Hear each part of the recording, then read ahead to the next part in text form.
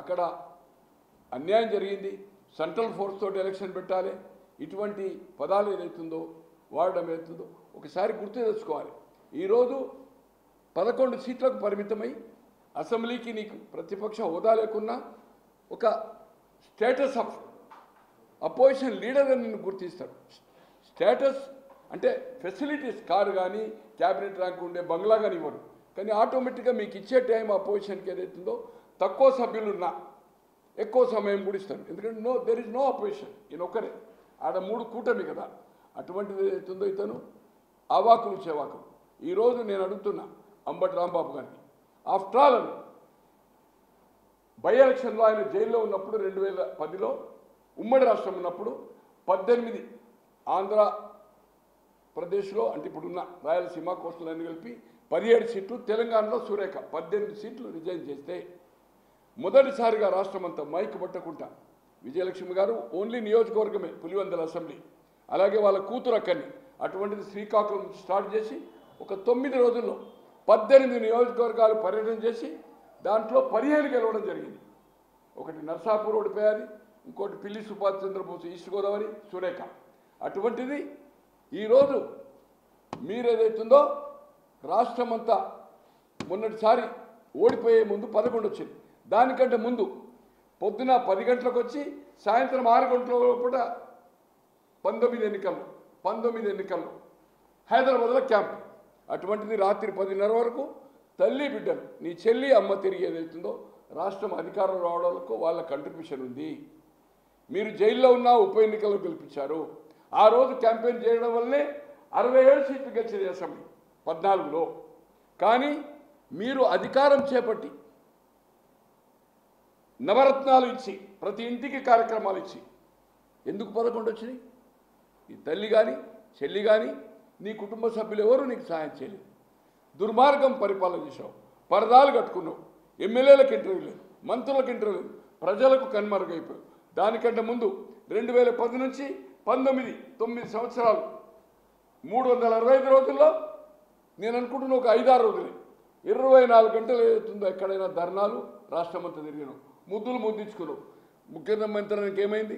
ఎప్పుడన్నా press conference even అప్పుడు పాదయాత్ర చేసినప్పుడు కానీ ఆయన జనరల్గా మాట్లాడిందే న్యూస్ రావాలి. ముఖ్యమంత్రికి కానీ ప్రతిపక్షంలో ఉన్నప్పుడు కానీ ఇప్పుడు కానీ ప్రెస్ కాన్ఫరెన్స్ అనేది అతను అడ్రస్ చేసే ఎప్పుడు చేయలేదు. నిజంగా చెప్పాలంటే జగన్మోహన్ రెడ్డి గారు భయస్థుడు. సిబిఐ మొదలు హైదరాబాద్లో లక్ష్మీనారాయణ గారు దిల్కుషా స్టోర్లో ఇంటర్వ్యూ ఇచ్చినప్పుడు దానికంటే ముందు ఒక ఇంగ్లీష్ ఛానల్ ఇంటర్వ్యూ గాలి జనార్దన్ రెడ్డి గారు అప్పటికే జైలున్నాడు. సునీల్ రెడ్డి గారని ఇతని కజిన్ బ్రదర్, సర్వం చూసినవాడు. మేమంతా కలిసి పనిచేశాం. ఎవ్రీథింగ్ ఆయన పార్టీలకు వెళ్ళి రాజశేఖర రెడ్డి గారు చనిపోయిన తర్వాత ఎవ్రీథింగ్ మేనేజ్మెంట్ చేసినవాడు. ఇతను ఈ అల్లిబిల్లి కంపెనీలో జైలుకేశారు.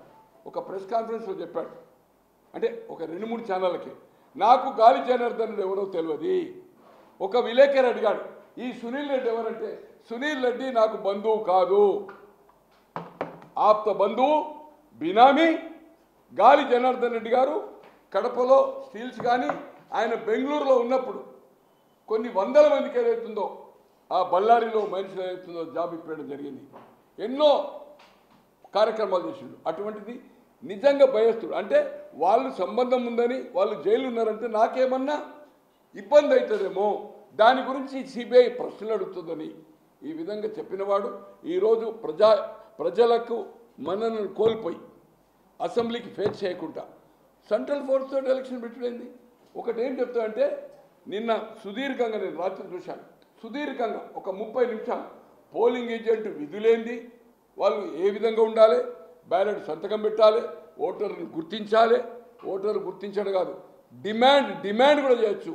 మా హయాంలో 83లో 2 రూపీస్ ఇచ్చి ఓటర్ బోగస్ ఓటు వస్తే ఇది ఓటు కాదని 2 రూపీస్ డిపాజిట్ చేస్తే డిమాండ్, ఆ ఓట్స్ పక్కకు పెడతారు.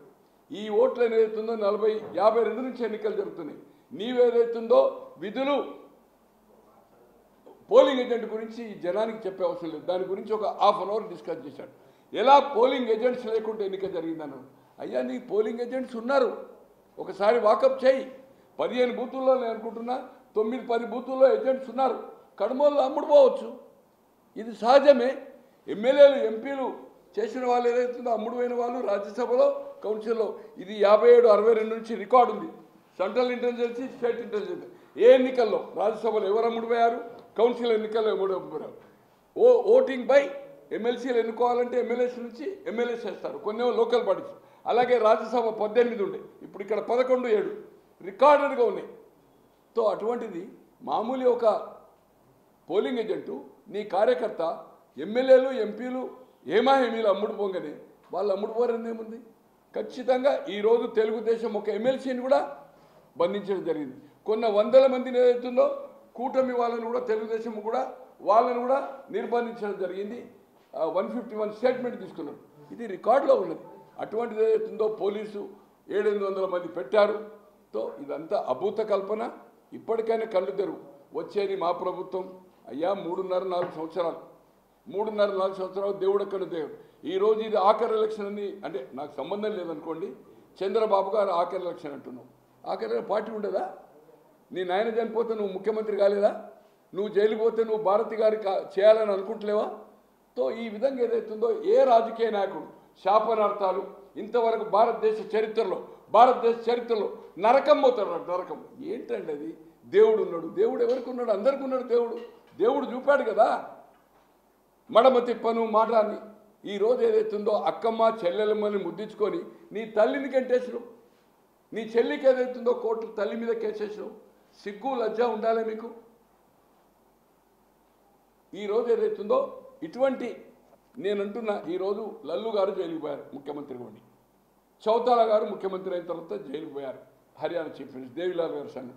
జయలలిత గారు జైలుకు పోయారు. బతుకుంటే ఆమె కూడా శిక్ష పడేది. మధు కూడా పోయాడు. ఇట్లా ఎవ్వరు చాలామంది అవినీతి చేశారు. ఇటువంటి అల్లిబిల్లి కంపెనీలు పెట్టినోడు రాష్ట్ర చరిత్రలో కాదు దేశ చరిత్రలో ఏ ముఖ్యమంత్రి కానీ ముఖ్యమంత్రి కొడుకులు కానీ ప్రజాప్రతినిధులు కానీ ఎవ్వరు కూడా ఇటువంటి అల్లిబిల్లి కంపెనీలు పెట్టి అయ్యా నీ వల్ల నువ్వు జైలుకు పోయినావు, నీ పైన అధికారులు పోయింది. ఈరోజు 5 ఏళ్ళు పరిపాలించి నీ ఇంట్లో పనిచేసే నమ్మకస్తులైన ధనుంజయ రెడ్డి, కృష్ణమోహన్ రెడ్డి, ఆయన పేరేంది ఆడిటర్ బాలాజీ, వాళ్ళని విడిచిపెట్టండి. ఈరోజు రాజకీయ నాయకులనేమో పోయి పెద్ద యాత్ర లెక్క కలుస్తున్నావు. నీ నమ్మకస్తులు వాళ్ళు మంచి వాళ్ళంటున్నారు. ఎందుకు జైలు కలవలేదు? వాళ్ళను బాలాజీని ఎందుకు కలవాల? కృష్ణమోహన్ రెడ్డి ఎందుకు కలవలే? ధనుంజయ రెడ్డి ఎందుకు జైలు పోయి కలవడం లేదు? ములాఖాత్ ఎందుకు తీసుకోవడం లేదు? రాజకీయ నాయకులు ఎవరైతే జైలుకు పోయినా అందరినీ పోయి కలిశాడు. బట్ అధికారులు కలవలే. నీ వలన గతంలో పోయారు, ఇప్పుడు పోయారు, ఇంకా రాబోయే రోజుల్లో నేను అనుకుంటున్నా చాలా గట్టిగా రేపు అల్లిబిల్లి కంపెనీలో జైలుకు పోతాడో పోడో కానీ ఫైన్ బ్లాక్ మనీ అవుతుందేమో కానీ ఖచ్చితంగా లిక్కర్ దాంట్లో 2-3 నెలల కంప్లీట్ ఛార్జ్ షీట్. ఇప్పుడు సెకండ్ అయింది, ఇంకా 3 కూడా వేయచ్చు. ఫైనల్ ఛార్జ్ షీట్ తర్వాత ది లిక్కర్ స్కామ్లకు వెళ్ళి ఏ పరిస్థితిలో తప్పించుకునే అవకాశం లేదు.